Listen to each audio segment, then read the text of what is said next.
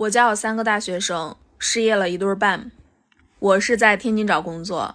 我妹在郑州找工作，我弟在老家找工作。我之前是在北京工作了5年，然后到天津这边去年考研来着，到天津市今年2月份开始找工作，找到现在还没有找到。我妹之前在北京工作了3年，然后现在去郑州找工作，找了2个半月没找到。我弟之前在杭州工作了2年，现在郑州工作找不到，他全国各地其实都在找，但也找不到，就找不到合适的。所以国家失业率5%到底是怎么来的？就是我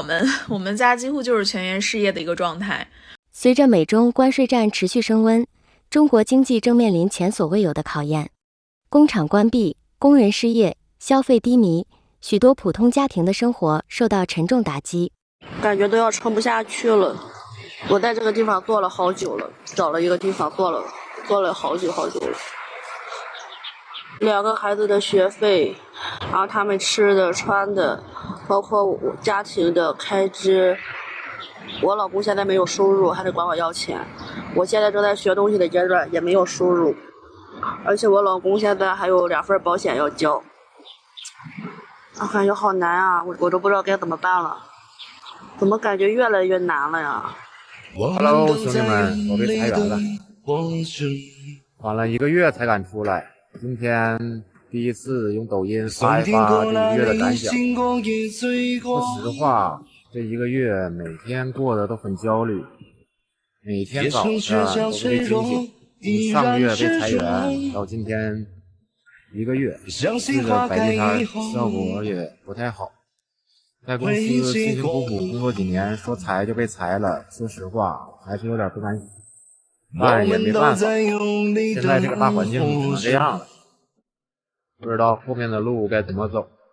现实情况可以证明，现在中国经济正面临前所未有的考验，工厂关闭、工人失业的现象屡见不鲜。你敢相信吗？惠州现在每天都有上百个企业老板在蒸发。昨天呢，我一个开玩具厂15年的客户，凌晨3点钟开车带我去看他的厂房，整整3层的流水线就只剩下保安在玩消消乐。更恐怖的是惠州上万家企业老板正在生死线上蹦迪，订单暴跌60%。上个月呢，我一个做充电宝的老哥仓库里堆的货比惠州西湖的水还深，利润薄过 A4 纸，你们见过吗？有老板算过账现在卖个10万个手机壳赚的钱还不够给银行经理买条烟。视频中的网友指出，眼下有多少老板像玩俄罗斯方块一样，在楼盘之间苦苦周旋？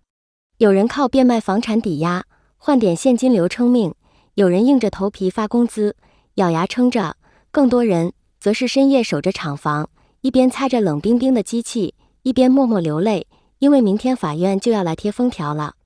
最要命的其实是三角债。追债的人把生产线围得像贪吃蛇，银行抽贷比分手还绝情，昨天还亲热的叫你小甜甜，今天就能把你的征信戳成筛子。还有网友表示，现在很多行业行情全不好，工厂倒闭不少，工人们即使勉强找到工作，也因上4休3，月薪仅2-3千元，难以维持基本生活开支。很多工厂在3年疫情风控和关税战双重打击下，出口骤减，订单流失，经济持续下行，不少依赖出口的工厂无奈倒闭，有的工厂更是出现拖欠工资、老板跑路的现象。工资也没发，老板说结束了，人也跑路了，现在找谁都不承认，层层转包，哎呀，完了。在美中关税战压力持续升高之下，中国外贸企业正陷入生死存亡的关键时刻。美国总统特朗普日前表示，正与中方努力寻求公平协议。财政部长斯科特·贝森特更形容当前局势已接近美中贸易禁运的程度。中国沿海各大外贸重镇已出现明显的停工潮。说出来可能你们不信，深圳很多工厂都已经撑不住了，将会接二连三的倒闭。为什么呢？原本租金就高，产能过剩，外贸订单就少，加上川普现在这么一闹，关税再涨，市场竞争激烈，价格战打得头破血流，利润薄得像纸一样，不少工厂已经搬到东南亚去了。深圳工厂留下的都是上了年纪的70后、80后，你们觉得深圳工厂还有未来吗？有报道指出，近日中国国资控股的西安标准工业股份有限公司公布2024年年报，显示公司连续第4年出现净利润亏损，工业缝纫机业务持续萎缩。此外，另一家同样由国资背景的老牌企业上工深贝集团也未能幸免，亏损规模进一步扩大，凸显整个行业所面临的深层困境。知名财经媒体人陈淑婷日前撰文指出，中国表面上对美出口依存度下降，但实际上透过第三国转口趋势明显，隐藏了真正的风险。他警告，长三角、珠三角等外贸重镇的出口企业大面积停工已是事实，许多企业主目前仍在观望，但如果美方高关税政策持续，预计6月开始将有一波出口制造业倒闭潮，届时停工潮将转化为失业潮，且订单流失恐成为永久性打击。外界还发现，由于工厂倒闭带来收入减少、消费能力下滑、内需疲软，进一步恶化经济环境。年轻人深陷内卷竞争，高学历者也难逃失业困境。我是2025届的文科硕士，从去年的秋招到今年的春招，一直截止到4月份左右吧。我到现在都没有找到一份工作，简历投了大概8000份，然后秋招的这个招聘会每一个都去了，然后大家可能是觉得年龄有点大，然后包括各个方面吧，可能文科硕士真的很难找工作。我不知道是真的大环境很差，还是因为我自身的原因。这位女孩表示，读研期间她一直很努力，不停地拿奖，拿过国家奖学金，拿过各种科研设计奖，也跟着导师参与过省里的设计项目。可真正到了毕业找工作的时候，却四处碰壁。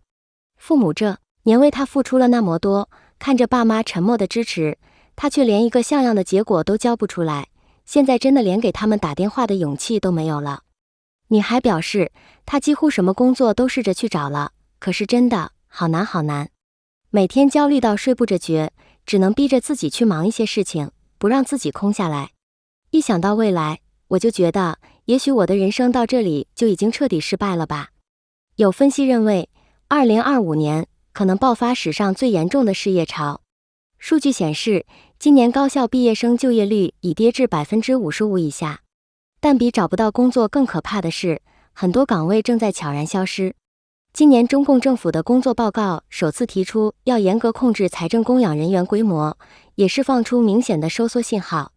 另外，随着科技进步， AI 一夜之间能生成上百份合同，传统律师助理岗位迅速被取代，银行前台服务也逐步虚拟化，制造业工人同样面临大规模裁撤，连白领的铁饭碗也不再稳固。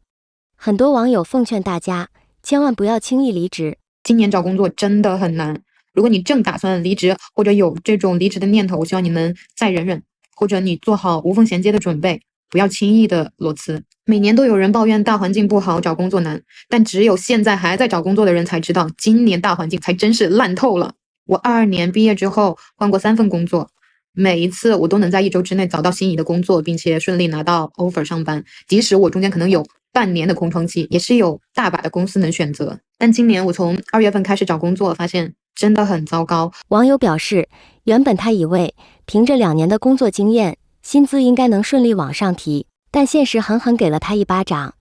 看了几百家公司，聊了几十家，连续面试了7、8家后才发现，加薪简直是天方夜谭，不仅没涨，反而还倒退了，甚至还不如刚毕业时的待遇。